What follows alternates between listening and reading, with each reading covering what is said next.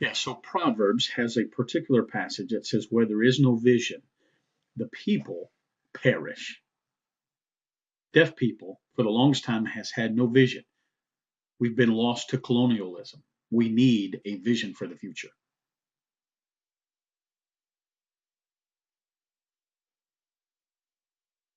So most of my poetry is in the written format.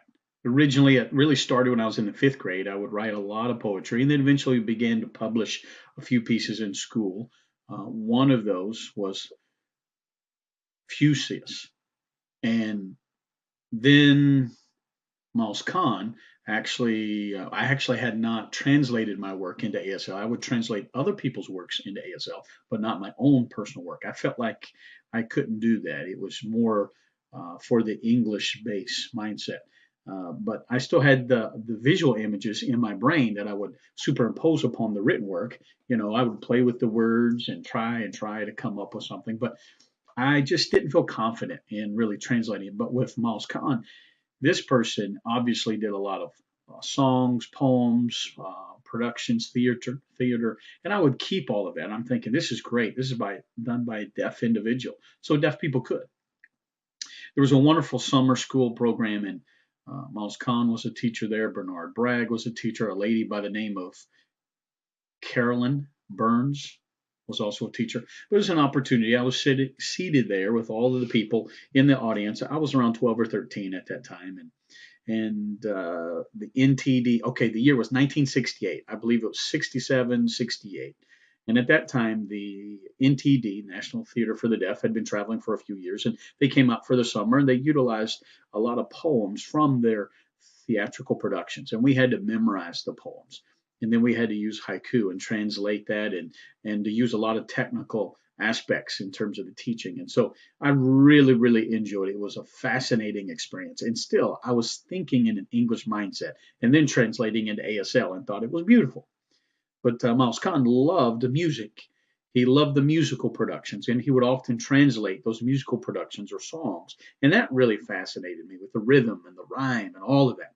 And so I continued to learn literature, and he was someone who was well read and would constantly expose us to various literature and would never look down upon us in a condescending manner, but rather challenge us as colleagues. Typically, we're traveling down a raft. We notice off on the left a world full of books.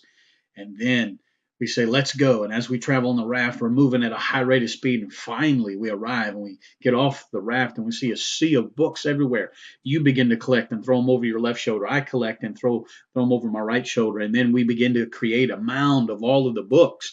And eventually, I finally ask, how am I going to get back home? And you said, oh, don't worry. Again, so that's the use of sign language. Well, Moss would not use sign language, but he would be creative. Bernard Bragg would take the technical aspect. And so I assumed both of that, the creativity and the technical aspect. And I was fortunate to have both influences. When I was in college, I would have to say it was my sophomore year. I took a sign language translation class under Gil Eastman. And that was the first time I really understood that ASL and English are separate and they are equivalent. Many times we'd say if you're signing that's less than English because you don't have grammar. If you're going to speak publicly, you need to follow an English order and sign. That was my mindset for many years at that time. But at this point, I would use ASL on the street with people, but when I got on stage, I was too afraid to do that because I was told, no, that's wrong, that's wrong. It was too embarrassing, and I had internalized that mindset growing up. They would say, oh, people who are not intelligent use ASL. That's not good. It's embarrassing. You're limited in your English. So many times I would sign in ASL and communicate. There's no English equivalent. And people would often challenge me and say, well, what's the English equivalent to that ASL sign? I would say, I don't know. They would say, see, I told you, it's inferior. Your language is inferior. And that's how they perceived me. And I thought, no, wait a minute. I understand ASL, and there's no English word equivalent for that. That doesn't mean it's wrong. But that's something I continued. It really created a lot of questions in my mind growing up. That was fine. So the people who signed in English order, they were the intelligent. Those who were ASL users, oh, how cute, in a very condescending, negative attitude because of that oralism method. They were very negative about signing. They wanted to prove that they could speak or prove that they know English, improve themselves. And that was very sad, that oppressive time. There's no pride in ASL at the time. So I simply was hesitant when we were in college. It was all about the really intelligent using English. You got to use English. Don't use ASL very often. And so in class, that really helped me break the chains and to see the beauty of ASL. And I owe a great debt of gratitude to Gil Eastman. And then there was John Caney. John Caney. It was a poetry class, again, a poetry class, and he at that time he was very open-minded, a very liberal individual, Caucasian, hearing white man, if you will, and saying, "Come on, show me your work." So we had to sign and then write on paper our work that we were signing. I thought, okay, I can write on paper what I'm signing. Let's try it. Let's give it a shot. Let's write some images and put a couple words by it. And this is how I'm supposed to sign it, the spatial aspect of it. And I began to really contemplate how we can accomplish that. Because we thought poetry had to be in the pen and paper format. And that's still what a lot of people think today. But I'm sure you can get rid of the pen and paper format and use the verbal format. So I thought, well, let's see, how can we do that? Let's just start to formulate ASL on paper, ASL in poetry format. We don't have to go to English and then translate to ASL. So that was my junior, senior year in 74, 75 in college when that happened. I remember one particular book I was reading, and it was a Czechoslovakian individual who wrote something that said, the more individuals of a society that understand a language, the greater the potential for poetry. So I thought, you know what, that's very poignant. The greater we can understand the depth and the breadth of a language, and people can understand ASL and the richness of ASL, the richness of the poetry that'll come from that. In the 70s and 80s, I call that a resurgent time period. That's where Paddy Ladd and his Deafhood book really came on the scene, and people started to analyze and look at, okay, this is a positive thing with ASL after the dark ages, prior to, well, when people used to sign and then you saw a decline in ASL, it was oppressed. And then now we're finding that, oh, ASL is beautiful. It is a language. It is fine. So people are now analyzing. And we thought we could experiment. You've got the ASL words, whether they're nonverbal or you've got motion and movement and spatial aspects of ASL. So we thought, why don't we use poetry?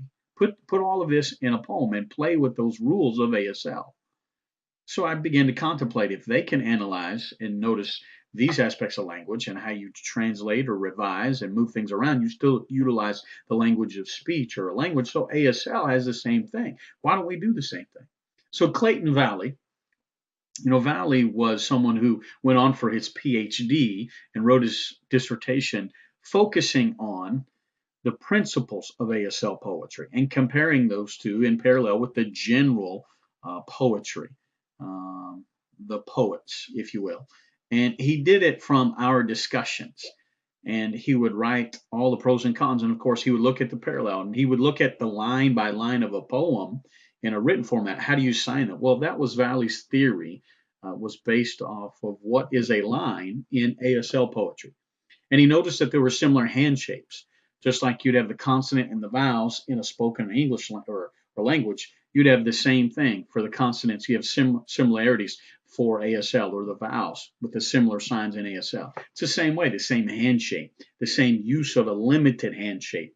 And you would choose those. It's not just something that's randomly done, but it's something that is controlled.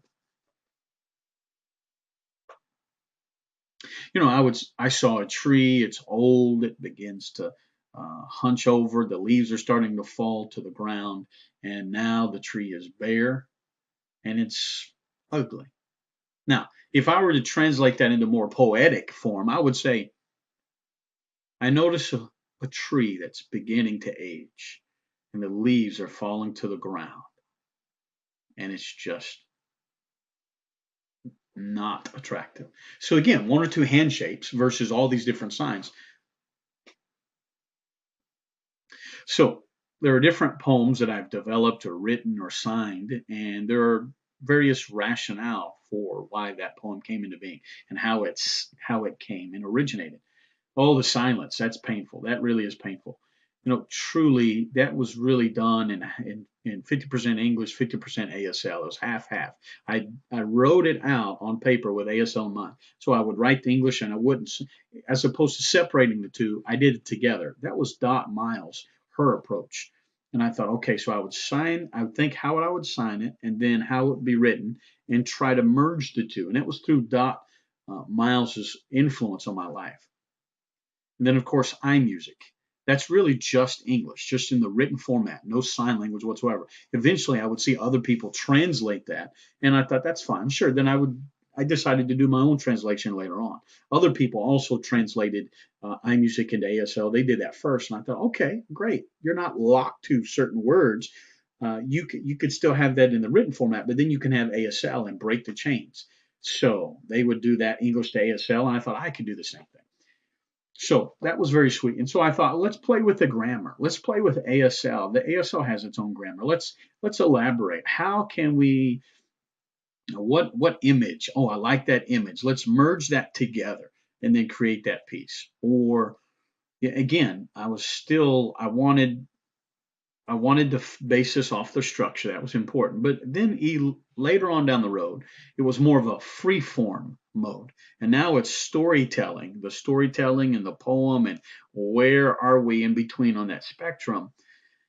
And my poetry, the one work I created, the baseball game, was more of prose and storytelling, yet it had elements of the poetic to it. So as time progressed, it became a little more serious.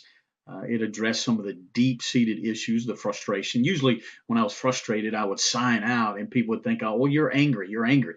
So, the writing and creating the poetry or the prose allowed me to exercise self control. I could really analyze what is the issue? How do I use the language and put everything together, revise it, the images, and the subtle meanings behind the hand shape, the movement of certain hand shapes, the different rhythms that would be employed, not just in the hand shape, but the movement and the repetition, and then the use of space and going back and forth and left and right and vertically. And so you put it all together. And of course, I finally would follow all my principles. And then with my frustration, I'd create this work and finally find the correct image. And then there's this final product. And then, of course, we do that more and more and more. I would see some other things. And of course, this would actually help me to channel all that frustration into a beautiful poetic piece. A lot of the poems I created back in the 1980s, but now today, when you look at it, you think, oh, wait a minute, there's a message there. And people don't always understand that. You write a poem down, you put it down, you may not understand the depth of it, but now when you read it, you think, okay, I thought that before. I actually see there's greater depth to this. That's something that was kind of more subtle. A lot of deaf people are still there's a movement today. You got the 70s and the 80s and the 90s, and now you can see it's growing. There's all that negativity and oppression. When you begin to talk about other people, they have ignored my people and my language. I'm not going to ignore my people or my language. Every poem has power behind it. I'm going to make sure that we can produce it instead of something that's off topic. I can't ignore my people and our movement. I want to showcase it. I want to show it to the people and say, don't forget this, remember this. So it's imperative that we do that and show people so that they can look at the issues and don't forget about it. So every time I have the opportunity, every opportunity, I want to take advantage of that and say, here, and that's really what my calling is for me as an individual. As I look and I see the frustration, because no one really understands, no one can relate. They talk about the culture and the language and everything that's in the air. We support, we'll send money, and poor people, we need to do animal research, and people you listen, I support that. I support those who are abused, domestic violence, and so forth. Let's support that. So now people are talking all about stem cell research, and they're so emotional. It solves problems and diseases. Now they're applying stem cell research to deafness, and people are saying, oh, we're so grateful we can cure deafness. But wait a minute. When you apply that to deafness, that's truly nothing more than just eugenics. It was here before, and now it's gone away. Now it's come back. It's that genetic engineering. Oh, look how great technology is. That's actually eugenics. That's the cleansing of a defect. Now, wait a minute. Whoa, wait, let's stop here. Yeah, that means you look at deaf people as defective? That's not the way we look at ourselves. That's how you do it, but that's how the hearing people address it, and they don't care, and they don't know, and they're like, so what? Deaf people are an inconvenience to society. You're boring. You're signing and you bother us. And let's get rid of this problem. Whoa, stop. Hold your horses. Wait a minute. No, no, no. We say, well, no, that's wrong. So that's why when we come up with this medium, this message, it's poignant, whether that be filmmaking, personal stories, or poetry. It shows that image that we can show to society. The poetry, the children's garden, or the door, again, are examples of person always put by themselves, and it's the death of a child. Someone is all by themselves, isolated. It's like the death of the child. A deaf person is alive, but then you put them all by himself, and then that's the death of an individual. And that's the message of the point. Before, I was so careful. I'm not going to offend anyone. I'm going to be very. Now it's like caution to the wind. Who cares? We're going to tell you the truth. I'm going to speak the truth. It's time to be blunt and honest. And in the past, I was scared and nervous, but now I put it in poetry or put it in prose format with a poetic touch to be able to showcase whether the symbols and the metaphors behind it. Again, the hearing, you would write that poem for who? Usually you'd write it for yourself sometimes, and I would write it and just enjoy it myself or show it to one person or show it to another person. But when you sign your poem, you can't sign it to yourself. If you do, they're going to think you're mentally off the rocker. So again, you got to have an audience to be able to sign that ASL poem to. So that poetry, again, as you're signing, you've got to think of your audience. So again, I'm always having the back of my mind, deaf people first. Deaf. We've got to think of the deaf. We've got to keep that connection. We've got to help them go to the next level. Again, the performances and so forth. Think of the deaf first. So in the English format and translating that to get the equivalence, deaf people would say, oh, that's nice.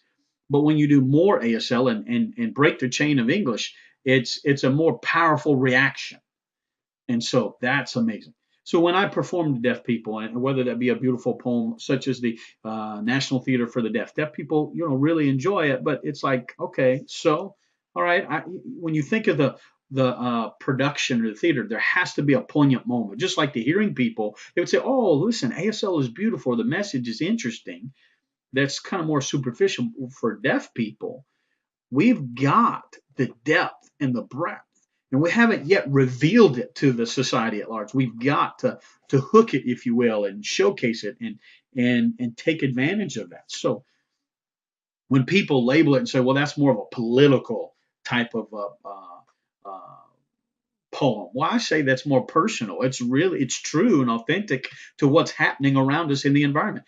America has always been about the individualistic approach. A lot of the poems written by Americans is all about me, myself, and I, my experience, my personal experience, and what's important to me. Okay, for deaf people, it's always been about the collective, and it's really about the deaf community. So true deaf poetry reflects the collective experience, the shared experience of the deaf community. And that's from my perspective, from what I've seen in the deaf world. Even though in the hearing world, I've taught a lot of hearing individuals, my soul, my playground, my experience in my world is the deaf world. I know you're looking from the outside in and you have a limited perspective, even though I can educate you and you can get better at appreciating this. But the people who really appreciate it are those that are in it, knee deep, the deaf people who've been oppressed by the oralism method. They've been paralyzed. They can't really completely see. They talk amongst themselves, but they don't see as clear because they can't see the forest for the trees. And so therefore, we've got to see that improve.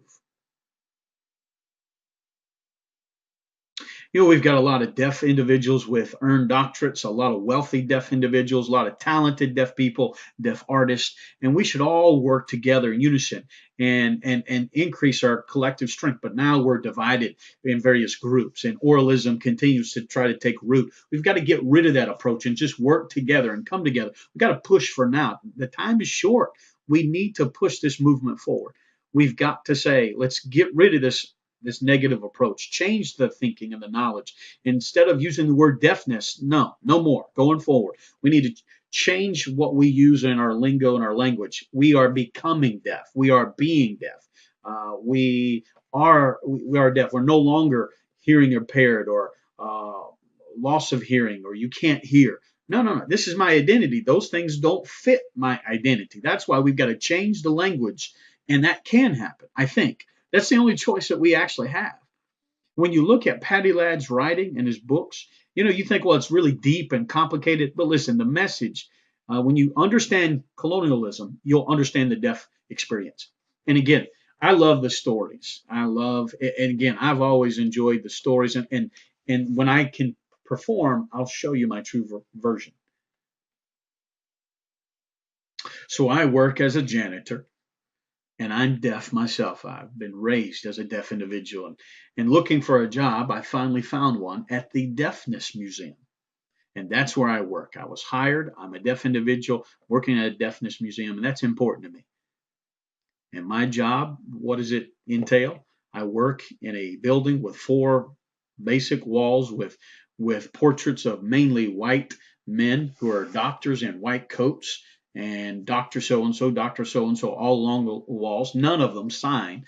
They're all focused on surgery. They're surgeons. They're trying to cure deafness and improve the speech language ability of deaf people. And then I see a whole row of other portraits of hearing teachers and audiologists and speech pathologists, and they're all working hard one-on-one with a deaf individual, or two-on-one, and teaching them how to speak. And that causes me to think and contemplate. Then I see a sculpture and light that focuses on this beautiful sculpture, and it's Alexander Graham Bell with his thick beard and the amount of honor, and he is considered to be a hero of the movement. I see all the portraits, and I see all the pictures of his work, and the procedures into the nose and the ear, and the opening of the ear, and then the mouth and up the nose and down the throat, and all the radiation treatments, and pictures of all the medical procedures.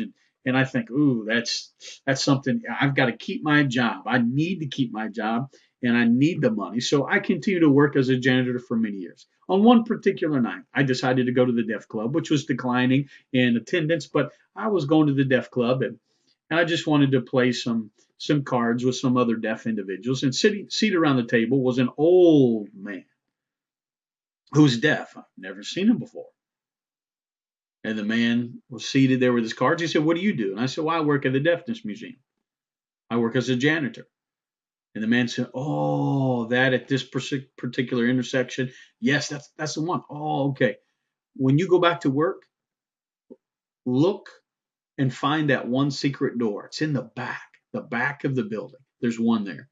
What? No, I've never seen a secret passageway or door. I've worked there for many years as a janitor. No, no, no, no. It's very subtle. It's very subtle. You need to check. Look closely. Okay, sure. And then when the man left, I never saw him again.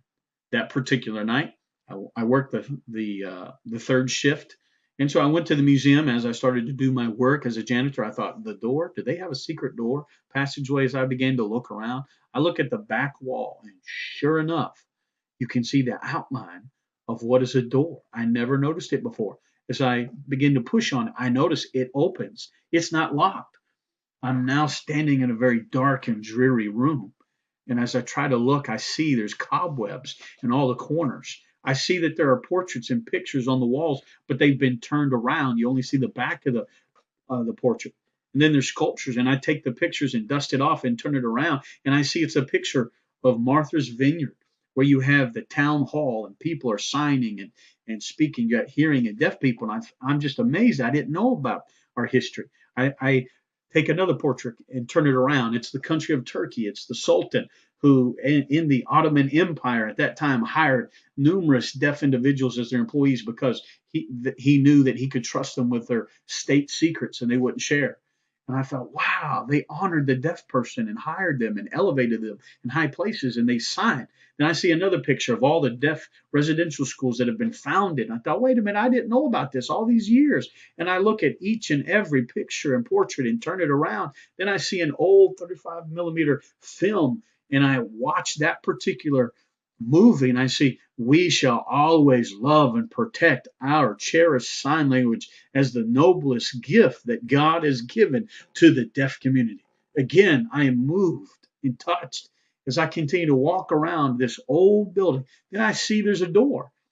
I open the door and I'm outside. It's the beautiful grass. And I can see the pathway where it used to be an entrance. And of course, you see weeds growing in between the cracks. But I look back outside as I look back at that building. This was the original entrance into the building. People used to come to this museum. I see at the top of the door, it says the Deaf Hood. museum, and it started to fade. I go to the other entrance where I work and come in every day, and it says the Deafness Museum. That's the actual annex. The original building was the one I just discovered, and I think now I see all the new annex where it's all of the technology and so forth. But the old original building had all the rich heritage and history, and that's been closed off, and they funneled people around the other side, but it's still there. So again, it's like your brain and having that mind shift and looking at it in a different way, and that's what the deaf experience should be. We need to change that mind shift. How do we do that? Through poetry, that's one way. Through theater, through books, through movie and film. And there's people are starting to have a rebellion, not so much a rebellion, but a revolution where we change things, where we're no longer becoming deaf.